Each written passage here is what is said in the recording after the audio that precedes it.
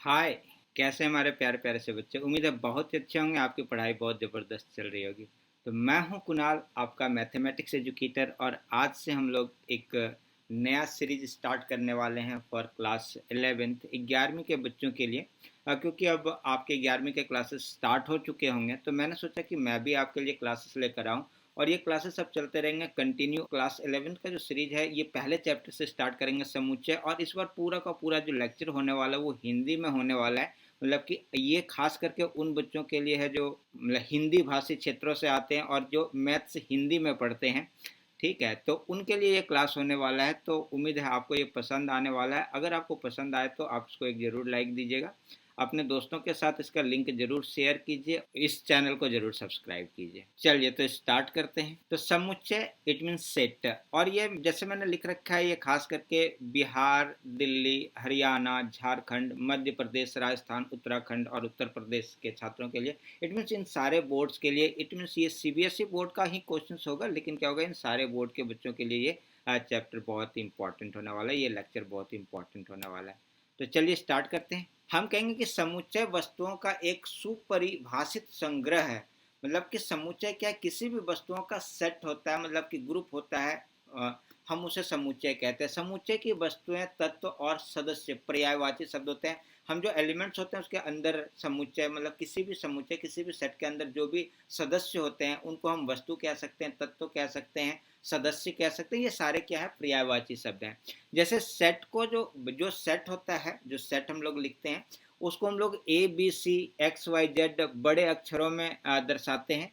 ठीक है, और छोटे अक्षर उसके अंदर का जो एलिमेंट्स होता है, वो जो तत्व होते हैं, वो छोटे अक्षरों में ABCXYZ आदि द्वारा दर्शाया जाता है। जैसे कि देखिए, मान के चलिए कि हमने सेट, यहाँ पर मैं आपको एक एग्जांपल लेकर दिखाता हूँ। जैसे कि हमने ए लिखा, ठीक है, और यहाँ पे ये इस करली ब्रैकेट के अंदर में जैसे AEIO, और हमने ये वाला यू लिखा। ठीक है, तो ये क्या हो जाएगा, जैसे ए क्या है, ये सेट का नाम हो गया है ना। सेट को जो सेट है उस सेट का नाम ए हो गया, और इसके अंदर के ये सारे क्या हो गए, एलिमेंट्स हो गए। ये सारे एलिमेंट्स या फिर इसके सदस्य या तत्व या फिर जो भी है। ठीक है, तो यहाँ पर इसको हम इसके द्वारा दर्शाते हैं, इस तरह से हम इसको दर्शाते हैं। AEIOU जैसे ये हमने लिखा, तो ये क्या हो गया, इसमें ए सेट का नाम हो गया, और ये इसके अंदर यहाँ पे ये करली ब्रैकेट के अंदर में जो भी रहेगा ये क्या कहलाएगा, इसके तत्व कहलाएंगे। अवयव भी कहते हैं इसको, अवयव कहते हैं। और ये क्या कह, हाँ, ये इस तरह से हम लोग लिखते हैं। तो यहाँ पे सेट को आमतौर पर बड़े अक्षरों में ABCXYZ आदि के रूप में दर्शाया जाता है, और उसके जो तत्व होते हैं उसको ABCXYZ आदि के द्वारा दर्शाया जाता है। यदि ए समुच्चय ए का सदस्य है, जैसे कि यहाँ पर देखिएगा ए क्या है, ए ये वाला जो है ए क्या है, यदि ए जो इस ए का एक सदस्य है या अवयव है, तो हम कहते हैं कि ए का संबंध ए से है। तो हम क्या बोलेंगे, ए का संबंध, इस वाले ए का संबंध इस वाले ए के साथ है। और इसको ग्रीक प्रतीक, मतलब ग्रीक लेटर, ये जो है इस तरह से इसको एप्सिलॉन कहते हैं, और इसको इसके द्वारा जो है कहते हैं। और इसको पढ़ते क्या है, से संबंधित है, बिलोंग्स टू। इंग्लिश में क्या बोलते हैं इसको, बिलोंग्स टू। वाक्यांश दर्शाने के लिए किया जाता है। इस प्रकार हम यहाँ पे कहेंगे ए बिलोंग्स टू ई, या फिर ए क्या है, अवयव है ए का। ए क्या है, ए से संबंधित है। ए अवयव है ए का, ए सदस्य है ए का, ए तत्व है ए का। हम इस तरह से ये कह सकते हैं ना। ये सारे बात है, सारे सिमिलर वर्ड्स हैं। आप इसको अपने हिसाब से कुछ भी जो भी आपके माइंड में रहता है वो चीज़ आप यहाँ पे रख सकते हैं। क्या उसी तरह से यदि बी, यहाँ पे देखिएगा, यदि बी समुच्चय ए का अवयव नहीं है, जैसे इस वाले में अगर आप ध्यान से देखेंगे तो यहाँ पर बी क्या है, ए का अवयव नहीं है। बी ए का अवयव नहीं है, तो उस कंडीशन में ये क्या हो जाएगा, उस कंडीशन में हम इसको क्या बोलेंगे, उस कंडीशन में हम बोलेंगे कि, तो हम बोलेंगे बी जो है, बी नॉट्स बिलोंग टू ए। यहाँ पे ये इस तरह से ये एप्सिलॉन ऐसे लिख करके क्या करना है, इसको ऐसे काट देना है। ये वाला जो है इसको हम लोग बिलोंग्स टू या फिर जो है से संबंधित या फिर अवयव है से हम वो करते हैं। तो ये अवयव नहीं है, अवयव नहीं है लिखते हैं, और पढ़ते क्या है, बी ए से संबंधित नहीं है। क्या पढ़ेंगे इसको, बी ए से संबंधित नहीं है। अब यहाँ पर देखिएगा, अब आगे की बात होती है समुच्चय को निरूपित करने की दो विधियां हैं। समुच्चय को निरूपित करने के लिए दो विधि का यूज किया जाता है। एक रोस्टर या सारणीबद्ध रूप, दूसरा है सेट बिल्डर फॉर्म। ठीक है, सेट बिल्डर फॉर्म और रोस्टर फॉर्म, ये दो फॉर्म यहाँ पे यूज किया जाता है। इन दोनों फॉर्म के बारे में हम लोग विस्तार से पढ़ते हैं। लेकिन इसके पहले थोड़ा सा हम लोग ये चीज जान लेते हैं कि यहाँ पर देखिएगा समुच्चय के रूप में कुछ उदाहरण ऐसे लिखते हैं, जैसे एन जो है, एन एन, जैसे एन जो है ये शॉर्ट, ये आपको लर्न कर लेना, ये वाला चीज आपको याद कर लेना, आपके एनसीईआरटी बुक में ये वाला चीज दिया होगा, आप उसको एक बार देख लीजिए और वहां से लर्न कर लीजिए। एन जो है ये किसके लिए यूज करते हैं, एन एक सिंबल है जिसको कि हम यूज करते हैं, मतलब एन एक लेटर है। सभी प्राकृतिक संख्याओं का समुच्चय एन से निरूपित किया जाएगा। उसी तरह जेड के लिए क्या करेंगे, सभी पूर्णांकों का समुच्चय जेड से निरूपित किया जाएगा। उसी तरह क्यू जो है सभी परिमेय संख्याओं का समुच्चय क्यू से निरूपित किया जाएगा। ठीक है, ये आपको लर्न कर लेना है। इसी तरह आर क्या है, सभी वास्तविक संख्याओं का समुच्चय। वास्तविक संख्या तो आपको पता है ना, जितने भी संख्या, जो भी रियल नंबर है ना, वास्तविक संख्या मतलब क्या, रियल नंबर, जो भी रियल नंबर है, जो भी वास्तविक संख्या, आपको पता है ना, संख्या रेखा पर अगर हम इस एक संख्या रेखा बनाते हैं तो इसको हम लोग कहते हैं वास्तविक संख्या रेखा। क्या कहते हैं, वास्तविक संख्या रेखा। यहाँ पर दो तरह की संख्या होती है, एक होता है परिमेय संख्या, एक होता है अपरिमेय संख्या, है ना, परिमेय संख्या और अपरिमेय संख्या।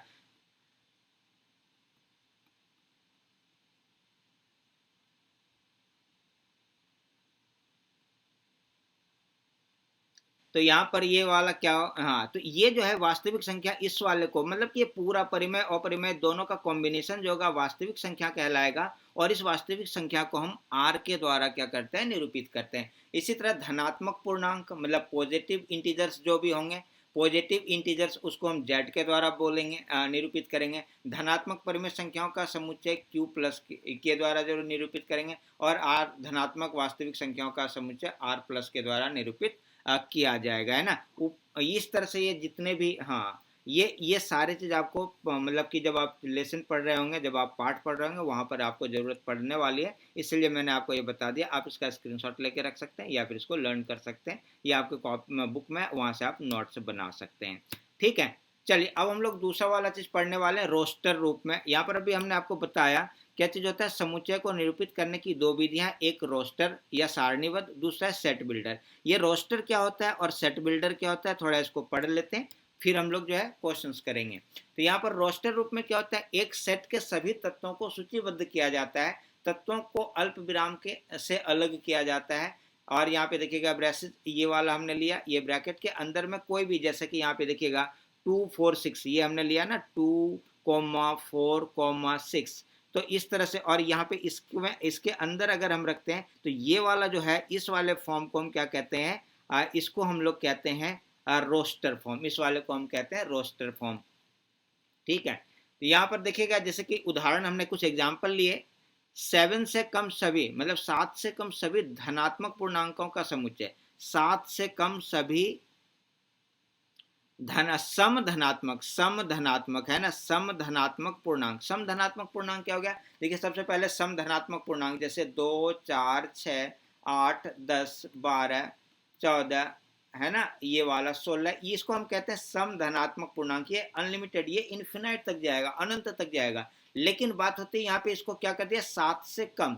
तो 7 से कम कौन सा हो जाएगा जी, यहाँ से यहाँ तक ये वाला। तो हमने इसको एक इस तरह से वो कर देते हैं, तो हम इसको लिख सकते हैं a इक्वल टू ऐसे ऐसे, ये वाला 2 4 6, तो यहाँ पर ये वाला 2 4 6 क्या हो जाएगा, ये इसके लिए हम इस तरह से निरूपित कर सकते हैं ना। उसी तरह से जैसे b, देखिए एक और एग्जाम्पल लिया हमने, 42 को विभाजित करने वाले सभी प्राकृतिक संख्याओं का समूह। मतलब 42 को विभाजित, मतलब कौन कौन संख्या है जिससे जो 42 को विभाजित करता है। तो देखिए 42 किसके किसके टेबल में आता है, तो यहाँ पर देखिएगा जैसे कि हमने ये ले लिया, एक बी ले लिया वो समुच्चय, और यहाँ पे ऐसे लेते हैं। तो यहाँ पर देखिएगा सबसे पहले एक के टेबल में, एक के पहाड़े में 42 आता है, 42 बार में आ जाएगा। फिर 2 के पहाड़े में 21 बार में आ जाएगा। फिर 3 के पहाड़े में कितने बार में आ जाएगा, 14 टाइम 14 बार में आ जाएगा। उसके बाद यहाँ पर 3 के बाद 4 के पहाड़े में 42 नहीं आता, तो 4 यहाँ पे नहीं लिखेंगे। 5 में नहीं आता है तो नहीं लिखेंगे। 6 बार, 6 में आएगा, 6 7 7 बार में आ जाता है, तो ये 7 भी यहाँ पे लिख लेंगे। उसके बाद अभी हमने देखा था 14 टाइम में आया था, 21 टाइम और टू टाइम में। तो ये सारा का सारा क्या हो जाएगा, इस बी, ये जो बी समुच्चय है इसके ये सारे अवयव कहलाएंगे, ये सारे एलिमेंट्स कहलाएंगे। और हम इस तरह से अगर इसको लिखते हैं तो यही वाला जो फॉर्मेट है, इसी वाले फॉर्मेट को हम क्या कहते हैं, इसी वाले फॉर्मेट को हम लोग रोस्टर फॉर्मेट कहते हैं, रोस्टर फॉर्म कहते हैं। उम्मीद है ये वाला चीज क्लियर हो गया होगा, हो गया ना क्लियर ये वाला। इसी तरह से चलिए एक तीसरा एग्जाम्पल और हमने ले रखा है। तीसरा वाला एग्जाम्पल अगर हम देखते हैं तो तीसरा एग्जाम्पल हमारे पास क्या है, यहाँ पर हमने लिया है अंग्रेजी वर्णमाला के सभी स्वरों के सेट, सभी स्वरों के सेट मतलब जितने भी वॉवेल्स हैं उसके सेट। तो यहाँ पर हमने वॉवेल ऐसे ले लिया, तो ये क्या हो जाएगा, इसका जो ये सेट है हमारे पास ये क्या है, ए ई आई ओ और यहाँ पर ये वाला यू। तो यहाँ पर ये क्या कहलाएगा, ये वाला हमारा क्या हो गया, एक सेट हो गया जो कि वॉवेल्स के सेट है। इसमें वॉवेल्स के अलावा कुछ भी नहीं है। तो यहाँ पर एक चीज हम देखते हैं कि इसके अंदर जितने भी सदस्य होते हैं वो सारे के सदस्य क्या होते हैं, रिलेटेड होते हैं, एक जैसे होते हैं।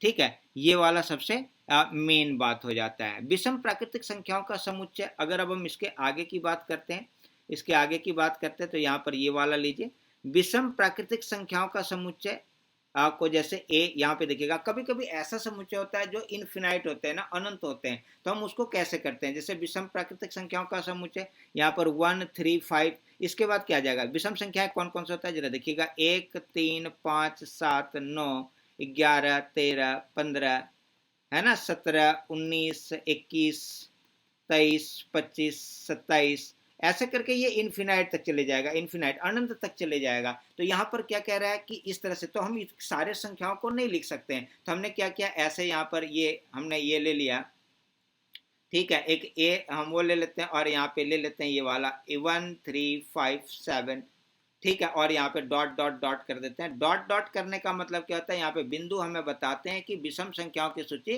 अनिश्चित काल तक जारी रहेगा। ये क्या बताता है कि ये अनिश्चित काल तक जारी रहेगा, मतलब अनंत तक ये चलता रहेगा, है ना। तो ये वाला चीज यहाँ पर ये हो जाता है। तो इसको हम लोग क्या कहते हैं, इसको हम लोग कहते हैं रोस्टर फॉर्म, रोस्टर रूप में, है ना। ये आपको याद रखना है, रोस्टर। यहाँ पे अभी हमने पढ़ा था ये वाला एक रोस्टर होता है और दूसरा सेट बिल्डर। तो अब हम लोग सेट बिल्डर की तरफ चलते हैं। सेट बिल्डर क्या होता है, यहाँ पे देखिएगा, सेट बिल्डर फॉर्म यहाँ पे हमने लिया है, ये दूसरा है ना।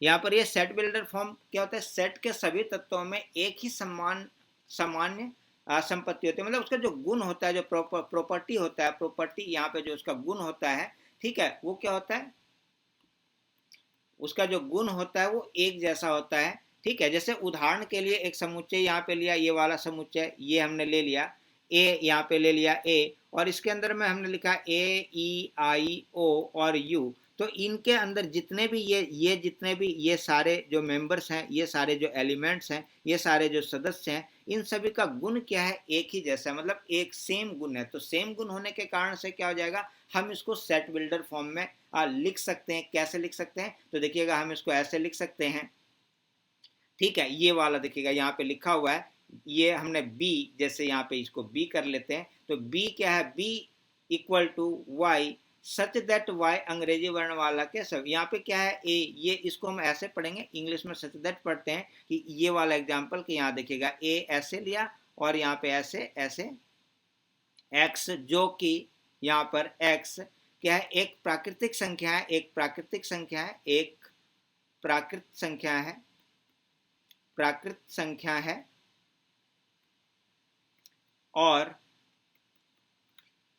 यहाँ पर ये क्या है, ये जो है x जो है ये ग्रेटर देन 3 है और लेस देन 10 है। अब यहाँ पे अगर हम इसको रोस्टर फॉर्म में लिखेंगे तो क्या हो जाएगा, ये वाला रोस्टर फॉर्म में लिखिएगा तो ये हो जाएगा, देखिएगा 3 से बड़ा मतलब 4 से स्टार्ट होगा, 4 5 6 7 8 और ये वाला 9 तक जाएगा। यहाँ पे 10 भी इंक्लूड नहीं है, यहाँ पे 10 भी इंक्लूड नहीं है और 3 भी इंक्लूड नहीं है। 3 और 10 को हम इसमें सम्मिलित नहीं करेंगे, है ना, 3 और 10 के बीच। तो यहाँ पर ये 4 5 6 7 8 9 ये क्या हो जाएगा, इस वाले का अवयव कहलाएगा, ये इसका अवयव कहलाएगा। तो यहाँ पर जो हम सेट बिल्डर फॉर्म में कोई भी चीज को लिखते हैं वो इस तरह से लिखते हैं, ये वाला चीज लिखने का एक फॉर्मेट है। ठीक है, उम्मीद है ये वाला कॉन्सेप्ट आपका क्लियर हो गया होगा, आपने समझ भी लिया होगा इसको, है ना।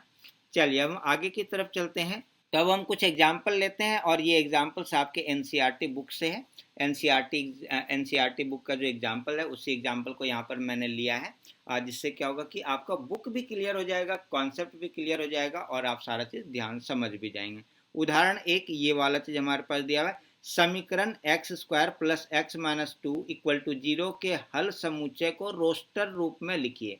तो सबसे पहले चलिए यहाँ पर मैंने इसका सॉल्यूशन कर रखा है, लेकिन इसमें कुछ चीज़ें जो है आपको यहाँ पर ये देखिएगा, ये वाला चीज़ पहले हम इसको सॉल्व करेंगे। कैसे सॉल्व करेंगे ये देखिएगा, X square plus X minus two equal to zero. तो यहाँ पर सबसे पहले हम एक्स का वैल्यू निकालते हैं, तो हम इसको कैसे लिख सकते हैं, एक्स स्क्वायर और यहाँ पर ये वाला प्लस का 2x माइनस का x और माइनस का 2 इक्वल टू जीरो, ये हो जाएगा x और यहाँ पे हो जाएगा x प्लस का ये वाला 2 और यहाँ से -1 निकाल लेंगे तो x प्लस का 2 इक्वल टू जीरो, ये हो जाएगा x प्लस 2 और यहाँ पर हो जाएगा x minus 1 sorry x minus 1 equal to zero, ये हो जाएगा x plus 2 equal to zero और यहाँ पे हो जाएगा x minus 1 equal to zero, ये हो गया x इक्वल टू माइनस का 2 और x इक्वल टू हो गया यहाँ पर 1। तो x का हमारे पास दो वैल्यू आ रहा है, x का हमारे पास कितना वैल्यू आ रहा है, x का हमारे पास दो वैल्यू आ रहा है, एक आ रहा है 1 और दूसरा आ रहा है हमारे पास -2। तो इस वाले चीज़ को आपको क्या करना है, इस वाले को आपको लिख देना है किसके रूप में, समुच्चय मतलब कि रोस्टर फॉर्म में लिख देना है। तो यहाँ पर आप लिख सकते हैं ये वाला ऐसे, ठीक है, यहाँ पर जो है आप लिख सकते हैं ऐसे, x ऐसे लिख लीजिए, ये वाला x मान लीजिए कि ये वाला समुच्चय का नाम हमने ले लिया और इसके अंदर में ये आप लिख दीजिए 1 कॉमा ये वाला -2, ये वाला चीज़ आप इस तरह से लिख सकते हैं ना, के रूप में लिखा जा सकता है। तो इसका आंसर ये इतना, ये लंबा चौड़ा नहीं, ये वाला सॉल्व करके आपको ये वाला चीज़ कर देना है। उम्मीद है ये वाला क्वेश्चन आपको समझ में आ गया होगा ना। चलिए आगे की तरफ चलते हैं, एग्जाम्पल 2 लेते हैं। एग्जाम्पल 2 हमारे पास यहाँ पर दे रखा है, उदाहरण है समुच्चय x, यहाँ पर जो कि x एक धनात्मक पूर्णांक है और x स्क्वायर, ये वाला क्या, x square greater than x square less than 40 है, एक्स स्क्वायर क्या है 40 से छोटा है, एक्स स्क्वायर क्या है 40 से छोटा। तो यहाँ पर देखिएगा x मान लीजिए इस जगह पर, चलिए एक्स स्क्वायर, x क्या है एक धनात्मक पूर्णांक है, तो धनात्मक पूर्णांक 1 से स्टार्ट होगा, तो मैं 1 लेता हूँ और 1 के ऊपर स्क्वायर करता हूँ तो ये वाला 1 रहेगा, 2 लेता हूँ, 2 का अगर मैं स्क्वायर करता हूँ तो ये वाला 4 रहेगा, 3 लेता हूँ तो 3 का स्क्वायर करता हूँ तो ये वाला 9 रहेगा, 4 लेता हूँ तो 4 का अगर मैं स्क्वायर करता हूँ ये 16 हो जाएगा, 5 और ये वाला 5 का स्क्वायर करते हैं तो ये वाला 25 हो जाएगा, 6 और इसका स्क्वायर करते हैं तो ये वाला 36 हो जाता है और 7 लेते हैं और 7 का अगर हम स्क्वायर करते हैं ये वाला 49 हो जाता है। तो ये वाला 49 क्या हो जा रहा है, ये वाला क्या हो जा रहा है, ये ग्रेटर देन 40 हो जा रहा है, तो इस वाले को नहीं लेंगे। तो यहाँ से यहाँ तक, तो यहाँ पे क्या हो जाएगा, तो यहाँ पर रोस्टर फॉर्म में अगर मैं इसको ले लेता हूँ a, एक समुच्चय का सेट है, एक सेट है और यहाँ पर ये, तो इसके मेंबर्स कौन कौन से हो जाएंगे, और ये वाला 1 2 3 4 5 और ये वाला 6, क्योंकि जब हम इसका स्क्वायर करेंगे तो ये क्या हो जाएगा 40 से छोटा रहेगा, है ना। 1 का स्क्वायर तो ये वाला 1 ही रहेगा, 2 का स्क्वायर ये वाला 4 हो जाएगा, 3 का स्क्वायर ये वाला 9 हो जाएगा, 4 का स्क्वायर ये वाला 16 हो जाएगा, 5 का स्क्वायर ये 25 हो जाएगा, है ना, 6 का स्क्वायर ये वाला 36 हो जाएगा, है ना। अगर यहाँ पे, अब यहाँ पे 7 क्यों नहीं ले सकते, क्योंकि 7 का स्क्वायर 49 हो जाता है जो कि लेस देन ग्रेटर देन 40 हो जाता है। तो ग्रेटर देन 40 नहीं लेना है, यहाँ पे कह रहा था क्या चीज़, लेस एक्स स्क्वायर क्या होना चाहिए 40 से छोटा होना चाहिए। तो यहाँ पर ये वाला 40 से छोटा, ये सारे के सारे 40 से छोटे हो रहे हैं, तो ये वाला चीज़ आपका क्या हो जाएगा, ये इसके मेंबर्स हो जाएंगे, ये सारे इसके मेंबर हो जाएंगे, ये सारे इसके सदस्य हो जाएंगे, अवयव हो जाएंगे। चलिए अब आगे की तरफ चलते हैं। अब हम लेते हैं उदाहरण 3, एग्जाम्पल 3 यहाँ पे लेते हैं। उदाहरण 3 क्या हमारे पास, ये भी आपका एनसीईआरटी का है, एनसीईआरटी का एग्जाम्पल है ये। तो यहाँ पर इस वाले को भी अगर हम लेते हैं तो यहाँ देखिएगा क्या हो जाने वाला है। उदाहरण 3 कह रहा है समुच्चय ए 1 4 9 16 और 25, ये इसको सेट बिल्डर फॉर्म में आपको लिखना है। सेट बिल्डर मतलब समुच्चय निर्माण फॉर्म में, आपकी किताब में देखिएगा लिखा होगा समुच्चय निर्माण फॉर्म में जो है लिखिए। तो यहाँ पे इसका, यहाँ पे देखिएगा 1 4 9, इसकी प्रॉपर्टी चेक करते हैं 1, तो यहाँ पे 1 जो है ये वाला क्या हो जा रहा है, ये हो जा रहा है। अगर मैं यहाँ पे लेता हूँ 1 का ऐसे रूट ले लेता हूँ तो ये वाला 1 हो जाएगा। इसके बाद यहाँ पर 4 लेते हैं तो 4 को अगर रूट के अंदर डालते हैं तो ये वाला 2 हो जाएगा, ठीक है। अगर यहाँ पर ये वाला 9 लेते हैं, इसके ऊपर रूट डालते हैं तो ये वाला 3 हो जाएगा।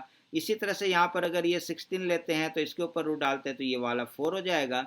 यहाँ पर ये वाला 25 तो ये वाला 5 हो जाएगा। तो ये क्या है, ये सारे के सारे जो है इन सारे संख्याओं का क्या है, इन संख्याओं का ये मतलब वर्ग है, इन संख्याओं का ये वर्ग है, इन संख्याओं का ये वर्ग है, कह सकते हैं ना। अब जैसे हम एक का अगर हम स्क्वायर कर लेते हैं तो ये वाला 1, 2 का स्क्वायर कर लेते हैं तो यहाँ पर ये वाला 4, 3 का स्क्वायर कर लेते हैं तो 9, 4 का अगर स्क्वायर कर लेते हैं तो ये वाला 16, 5 का स्क्वायर कर लेते हैं तो ये 25 है ना। तो यहाँ पे ये क्या हो जा रहा है, ये इसका वर्गमूल होगा तो ये वाला वर्ग कहलाएगा, है ना। ये वर्गमूल होगा तो ये वर्ग कहलाएगा। तो यहाँ पर आप क्या लिख सकते हैं इसको, कि यहाँ पर क्या है कि हाँ इस तरह से हम लिख सकते हैं कि ए जो हमारा एक सेट है ना, जिसमें x जो है इसके सदस्य हैं और जो कि x क्या है, एक प्राकृतिक संख्याओं का वर्ग है, एक प्राकृतिक संख्याओं का वर्ग है। क्योंकि ये कहाँ तक जा रहा है, अनलिमिटेड तक जा रहा है, तो हम लिखेंगे कि x एक क्या है, प्राकृत संख्याओं का प्राकृत संख्याओं का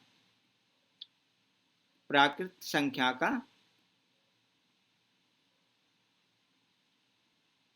का वर्ग है ना। ये वाला चीज आपको ऐसे करके लिख लेना है। या फिर आप इसको दूसरे फॉर्म में कैसे लिख सकते हैं, a इक्वल टू यहाँ पर x, जो कि x यहाँ पर क्या है, यहाँ पे हमने आपको बताया था ना कि n नेचुरल नंबर के लिए डिनोट करते हैं, प्राकृतिक संख्या के लिए, तो n स्क्वायर है यहाँ पर, n स्क्वायर, जहाँ पर n क्या है, n ठीक है एलिमेंट है, सदस्य है किसका, यहाँ पर n जो है ये सदस्य है किसका, ये सदस्य है प्राकृतिक संख्याओं का, है ना। यहाँ पर n क्या है, एक प्राकृतिक संख्या है और इसका जो सदस्य होगा, इसका जो मेंबर होगा वो n स्क्वायर कहलाएगा।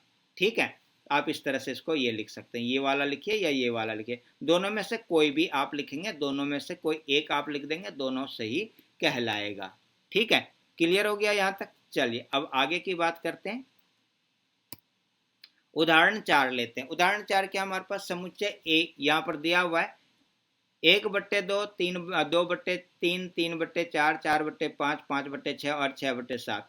इसको समुच्चय निर्माण या सेट बिल्डर फॉर्म में आपको लिखना है। तो यहाँ पर सबसे पहले इनकी प्रॉपर्टी चेक करते हैं। इसमें क्या है, ये वाला ऊपर 1 है, नीचे 2 है, मतलब कि उसके बाद ये वाला 2 है, ये वाला 3 है, यहाँ पे ये 3 है, ये वाला 4 है, यहाँ पे 4 है, ये वाला 5 है, यहाँ पर ये वाला 6 है, तो ये वाला यहाँ पे सॉरी ये 5 है, तो यहाँ पे ये 6 है, यहाँ 6 है, तो ये वाला 7 है। इसका मतलब कि अगर ऊपर n है तो नीचे n+1 है ना। जैसे n इक्वल टू, यहाँ पे n एक नेचुरल नंबर है n, तो नीचे क्या हो जा रहा है, n+1 हो जा रहा है। तो हमें मिल गया यहाँ पर जी, इसको सेट बिल्डर फॉर्म में लिखने का जो है कॉन्सेप्ट यहाँ पे हमारे पास मिल चुका है। ठीक है, तो यहाँ पर हम देखिए, हमने हल में लिख रखा है, हम देखते हैं कि दिए गए समुच्चय के प्रत्येक सदस्य का अंश हर से एक कम है। अंश जो है इस वाले को हम लोग अंश कहते हैं, ये वाला अंश कहलाता है, ये अंश कहलाएगा, और यहाँ पे ये वाला क्या कहलाता है, नीचे वाला हमारा हर कहलाता है। तो अंश क्या है, हर से एक कम है, हर जितना है अंश उससे एक कम है। या हम कह सकते हैं ना कि अंश जो है मतलब हर जो है अंश से एक ज्यादा है। आप कुछ भी लिख लीजिए, दोनों ही चलेगा। इसको सेट बिल्डर फॉर्म में हम कैसे लिख सकते हैं, यहाँ पर आप a ले लीजिए और यहाँ पे ऐसे लिखिए, ऐसे, और यहाँ पे लिखिए x, जो कि x यहाँ पर क्या होने वाला है, यहाँ पर n/n+1 होगा। ठीक है, n+1 होगा। यहाँ पे लिखिए ऐसे कोमा डाल करके, जहां जहां n एक प्राकृत संख्या है, ये पूरा लिखना है आपको एक साथ में, ये वाला है यहाँ पे नहीं है, इसके ये साथ में रहेगा, यहाँ तक रहेगा। प्राकृत संख्या है,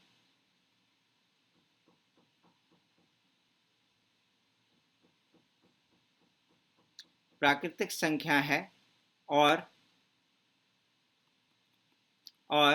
जो है यहाँ पर n का जो वैल्यू है वो क्या है, ग्रेटर देन इक्वल टू 1 है, और लेस देन इक्वल टू क्या है, 6 है, मतलब 1 और 6। इसमें ये क्या, जब हम ऐसे निशान लगाते हैं ना, ऐसे, और ये वाला n, इसमें क्या होता है, ये वाला 1 जो है इंक्लूडेड है, और इसी तरह जब हम इधर वाला निशान ये 6 लगाते हैं, इसका मतलब क्या हो गया, इसका मतलब इस वाले का मतलब हो गया 1 2 3 4 5 और ये वाला 6, मतलब 1 से 6 तक सारा, मतलब 1 और 6 इसमें इंक्लूडेड है। और अगर हम ऐसे लिखते हैं A1 और ऐसे यहाँ पे n और ऐसे यहाँ पे ये वाला 6 लिखेंगे, तो यहाँ पर ये वाला क्या हो जाएगा, ये यहाँ पे 2 से स्टार्ट होगा, 2 3 4 5 और यहाँ पर ये वाला 6। ठीक है। तो आप यहाँ पर इस वाले को अगर आप इस तरह से लिखना चाहते हैं तो आप इस तरह से भी लिख सकते हैं। तो आप यहाँ पे लिखेंगे ऐसे 0 और ऐसे यहाँ पे ये वाला यहाँ पर यहाँ पे, लेकिन क्या होता है जब हम प्राकृतिक संख्या कहते हैं तो यहाँ पर ये हो जाएगा 0 नहीं होता है प्राकृतिक संख्या 1 से स्टार्ट होता है। तब यहाँ पे पूर्ण संख्या हमें लिखना पड़ेगा,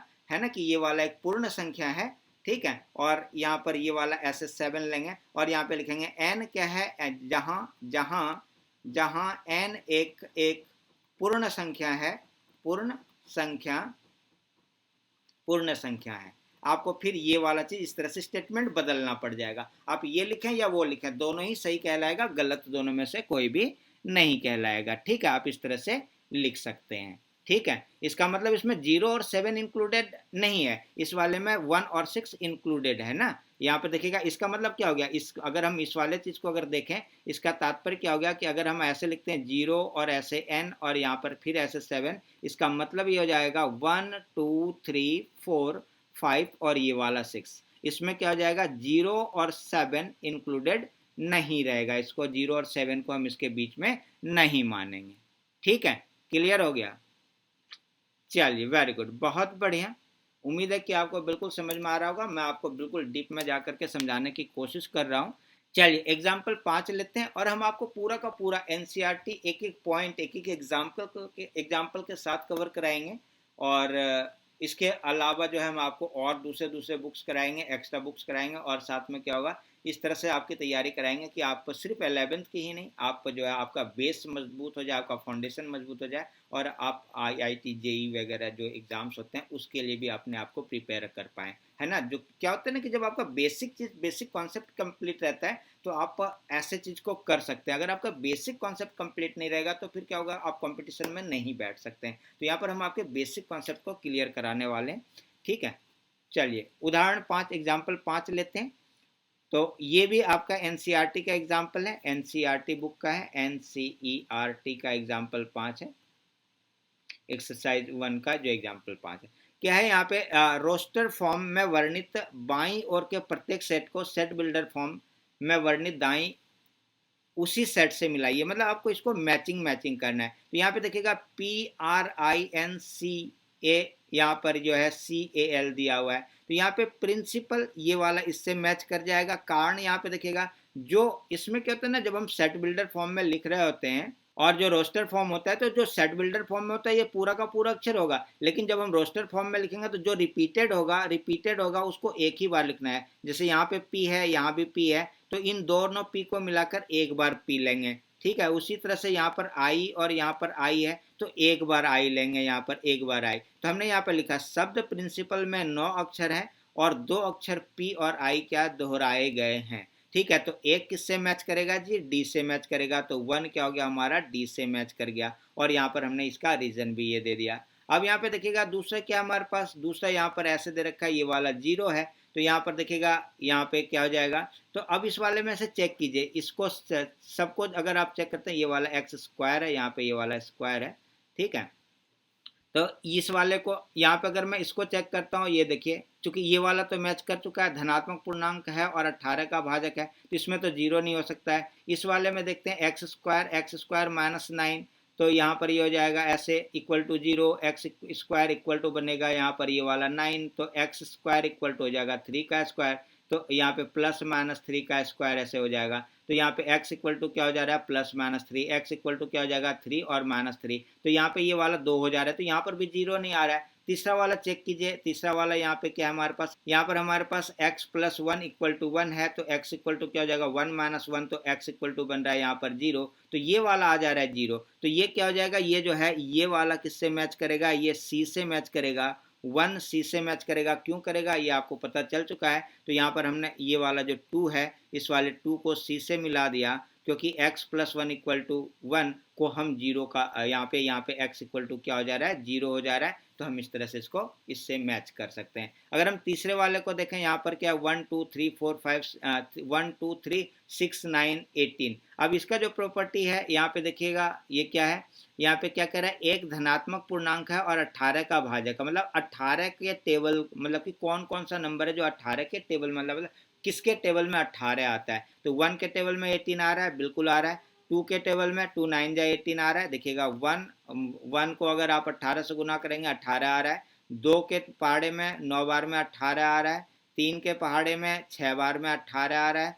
4 के पहाड़े में नहीं आता है। 6 के पहाड़े में 3 बार में 18 आ रहा है। और यहाँ पे 6 के बाद जो है आपके पास 9 के पहाड़े में जो है 2 बार में 18 आ रहा है। और 18 के पहाड़े में 1 बार में 18 आ रहा है। इसका मतलब ये वाला 1 2 3 6 9 और 18 ये क्या हो जाएगा, ये इस वाले 18 का भाजक है। मतलब अगर आप इसमें 18 को इनमें से किसी भी संख्या से भाग देंगे तो जो आपके पास शेष है वो 0 बचेगा। तो इस तरह से ये वाला क्या हो जाएगा, इससे मिल जाएगा, ये इसके साथ हम इसको मैच कर देंगे। तो यहाँ पर हमने क्या किया जी, थर्ड वाले में इसको थर्ड को ए से मैच कर दिया। अब ये लास्ट वाला ये रहा 3 और -3, ये हमने पहले ही निकाल लिया था, है ना, 3 और -3। तो 3 और -3 किस में जाएगा जी, ये वाले बी में चले जाएगा, है ना, 3 बी में चले जाएगा। हमने आपको निकाल के दिखाया था, दोबारा से निकाल के दिखाते हैं। एक्स स्क्वायर यहाँ पे -9 इक्वल टू 0, तो यहाँ पे हो जाएगा एक्स स्क्वायर इक्वल टू ये बनेगा इधर 9, है ना। तो अब यहाँ पे आप एक्स इक्वल टू ये वाला प्लस माइनस √9, इधर वाला स्क्वायर हटाएंगे तो ये वाला चले जाएगा।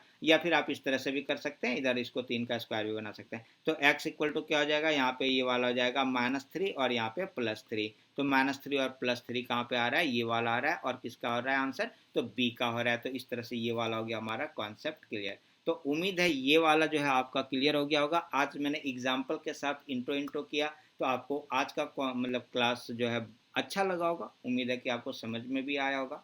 ठीक है, तो अब आगे इसी तरह से हम कंटिन्यू करेंगे। और कल हम आपके लिए एक्सरसाइज जो है 1.1 आपके लिए कराने वाले हैं। और साथ में जो उस बेसिक तो आज हमने उसका करा ही दिया।